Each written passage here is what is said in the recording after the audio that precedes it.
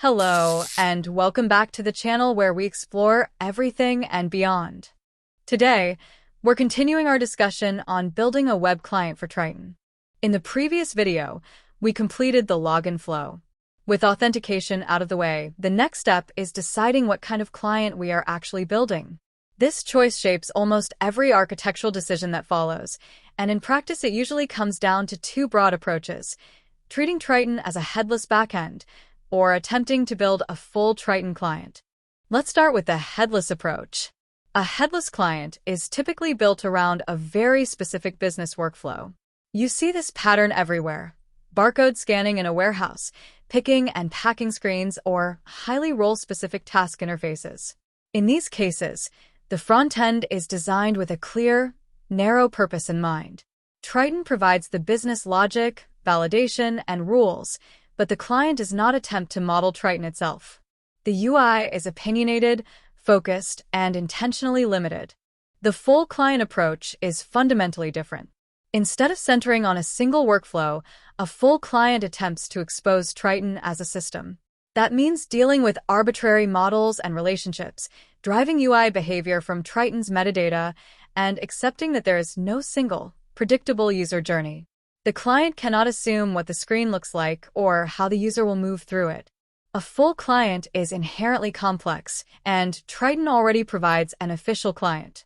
As a result, building another full client is not usually a requirement for most use cases. Still, exploring this approach can be valuable, and that's what we'll be doing here. That said, regardless of which approach you're interested in, this series can still be useful, especially if you've ever gone looking for details that aren't clearly spelled out in the official documentation. Although this experiment leans toward building a full web client, many of the techniques apply equally well to headless clients. Caching strategies, request handling, and client-side state management don't really care which category you fall into. After completing the login flow, I moved on to layout processing. In Tryton, the server sends Vue definitions that describe how a view should be rendered. These definitions include fields, layout structure, and various UI hints. And this is an important point. While Tryton does provide an official web client, there is no rule saying that a client must interpret these definitions in exactly the same way. In this experiment, everything the server sends, especially layout and rendering information, is treated as guidance, not authority. The client decides how to interpret and present that information. This distinction matters. If we simply followed every rule exactly as the official client does, we wouldn't really be exploring anything. We'd just be re-implementing existing JavaScript behavior in Typescript. By treating server-provided layouts as hints rather than strict instructions, we leave room to experiment with rendering strategies, component models, and UI abstractions, while still respecting Tryton's data and business rules. With that framing in place, the next question becomes: how do we process these Vue definitions and turn them into something the client can render? At a fundamental level, a Tryton Vue definition is a tree. Containers, fields, groups, notebooks, pages, everything is nested. So if we want to render these views on the web, the first real problem is building a Vue component model that can handle a fully dynamic tree. Dynamic is the key word here. Because Tryton is modular, the same model can produce very different views depending on which modules are installed. Fields can appear or disappear, move around, or change behavior entirely. The client cannot rely on predefined templates or fixed layouts. This is one of the core differences between a full client and a task-specific client. In a task-specific client, you usually know exactly what the screen looks like. The workflow is fixed, the fields are known, and the UI can be hard-coded or lightly parameterized. In a full client, the UI is data-driven. The client's job is not to render a particular screen, but to interpret any screen that Tryton describes. So instead of asking, "How do I build this page?" the real question becomes, "How do I render any page that Tryton can define?" From that point on, most of the work revolves around a few core ideas: representing the XML view as an internal tree, mapping that tree to Vue components, and deciding where to stay generic versus where to apply opinionated rendering. Tryton's formal view structure is defined using a relax ng schema, which you can find in the Tryton source code. If you're building a production-ready client, That schema is extremely useful. It allows you to validate view definitions and process them in a strict, predictable way. For this experiment, though, I'm deliberately skipping that step. I'm assuming the server always sends valid view definitions, and as mentioned earlier, I'm not strictly following all official rules anyway. Instead, I'm focusing on a small, practical subset of layout rules, just enough to render usable views. For now, that means the followings. A view can be a tree, a form, a board, a calendar, or a graph. We'll focus on tree and form views first. There is a menu where the user selects the main view of a model. A tree view represents a list of records. A form view is, as the name suggests, a form. It acts as a container. A container can contain other containers, such as groups or notebooks. A container can also contain elements like fields, labels, separators, or widgets. And finally, an element may have attributes such as label, read-only, invisible, and so on. This is an opinionated client, and that's intentional. Layout attributes such as xband, yexband, xfill, and ifill don't add much value here, since most elements already take full width and height. More importantly, I haven't studied the official client deeply enough to fully understand the intent behind some of these flags. Rather than guessing or blindly copying behavior, I'm ignoring them for now and leaving the door open to revisit them later. This keeps the experiment focused on what actually matters, understanding how to turn Tryton's view definitions into a flexible, dynamic web UI. We start with the tree view. This experiment uses prime view, and for tree views, the data table component is an obvious choice. The implementation is intentionally simple. A tree view definition merely specifies which fields should be displayed, and each field maps directly to a column in the table. The view definition itself doesn't include all the field metadata.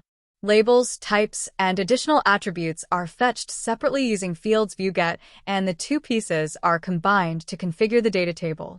For now, all values are converted to strings before rendering. That avoids type-specific rendering logic and keeps the focus on layout and data flow.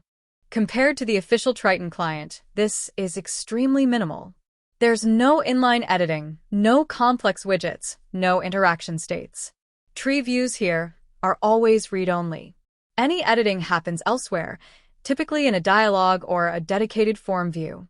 This simplicity is deliberate. Once basic rendering works, it becomes much easier to experiment with performance, layout decisions, and client-side data handling without getting buried in edge cases too early. In this experiment, the tree view really is just prime view's data table doing what it already does well. And that reinforces an important point. Building a web application isn't about re-implementing every UI component from scratch.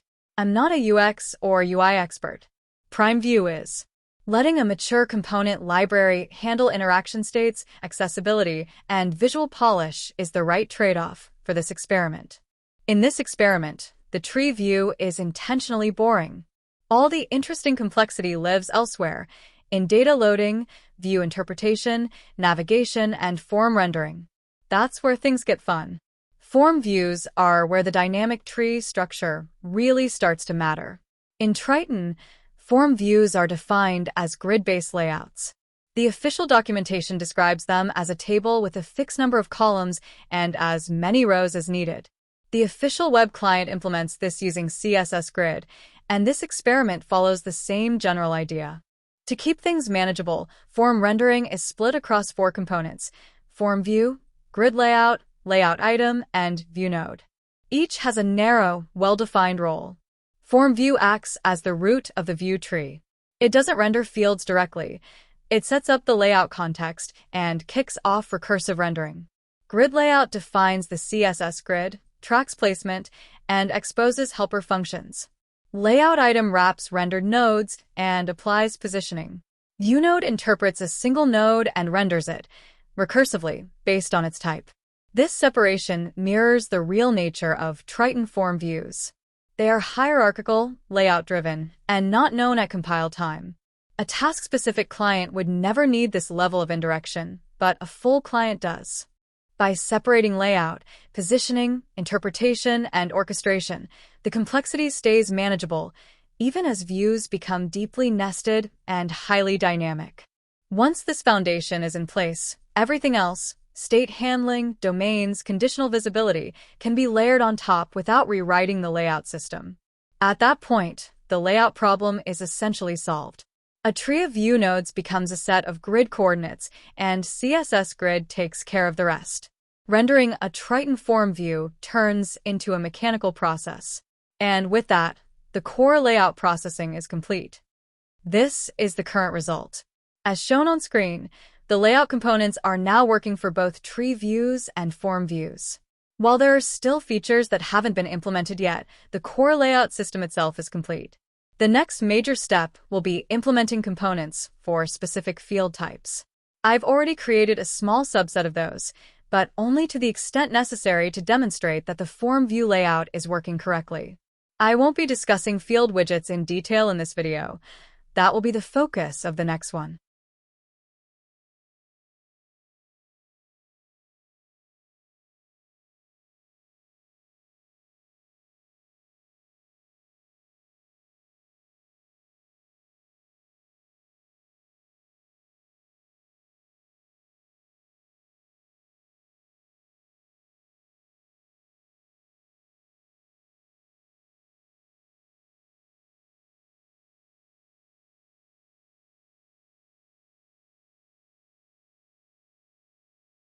That's it for now. If you'd like to see more in this series, consider subscribing to the channel if you haven't already. Feel free to like and share this video with anyone who might find it useful. Thank you for watching.